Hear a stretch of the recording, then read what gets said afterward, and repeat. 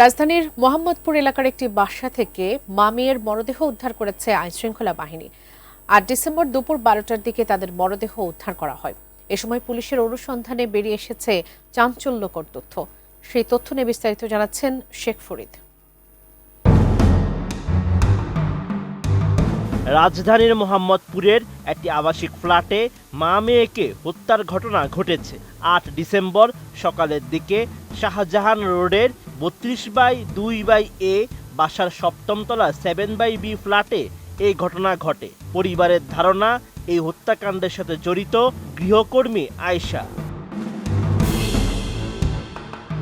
পুলিশের প্রাথমিক তদন্তে জানা যায় ২০ বছর বয়সী ওই নারী নিজেকে আয়েশা পরিচয় দিয়ে ৪ দিন আগে বাসাটিতে কাজ নেয়। আয়েশার গ্রামের বাড়ি রংপুর এবং চাচার বাসা জেনেভা ক্যাম্পে। মা মেয়েকে হত্যার পর নিহত নাফিসার স্কুল ড্রেস পরে সে বের হয়ে যায়। আমি বুঝি নির্মাণের শিল্প, সালাম স্টিল বোঝে ডিউরেবিলিটি। সালাম স্টিল, মোস্ট ডিউরেবল স্টিল। ভবনের বাসিন্দারা জানায় ৪৮ বছর বয়সী নিহত মালাইলা আফরোজ একজন গৃহিণী, আর মেয়ে নাফিসা বিনতে আজিজ মোহাম্মদপুরের প্রিপারেটরি স্কুলের ৯ম শ্রেণীর শিক্ষার্থী।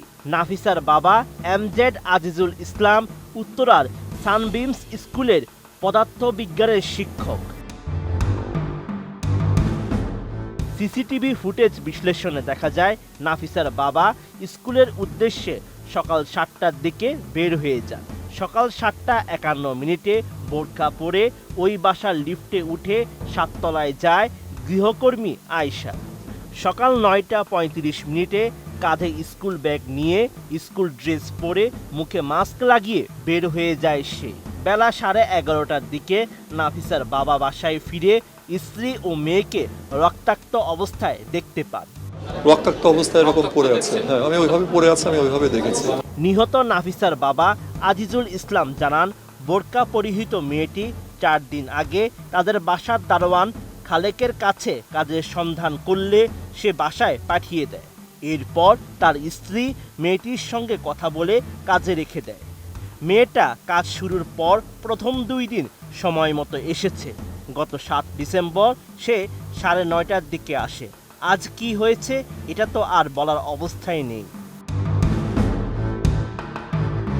পুলিশের আরেকটি সূত্র জানায়, মেয়েটি খুব সুন্দরভাবে ঠান্ডা মাথায় হত্যা করে বাথরুমে গিয়ে গোসল করে নিজের শরীরের সমস্ত রক্ত পরিষ্কার করে নাফিসার স্কুলের ড্রেস পরে নির্দ্বিধায় গেট দিয়ে বেরিয়ে যায়। তল্লাশি করে বাথরুমে একটি সুইচ গিয়ার ও একটি ধারালো অস্ত্র পাওয়া যায়।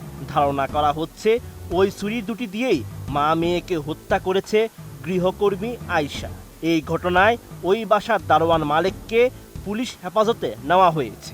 সিসি ক্যামেরা ফুটেজে আমরা এখন পর্যন্ত তাই পেয়েছি। আসলে পরবর্তীতে আমরা দেখব আর কি এটার সঙ্গে আশেপাশে আরো কোনো এন্ট্রেন্স আছে কিনা এবং আরো কেউ জড়িত রয়েছে কিনা।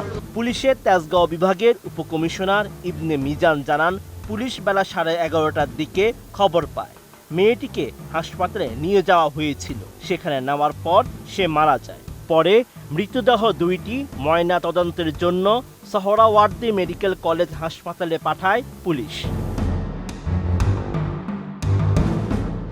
Sheikh Farid, ATN news.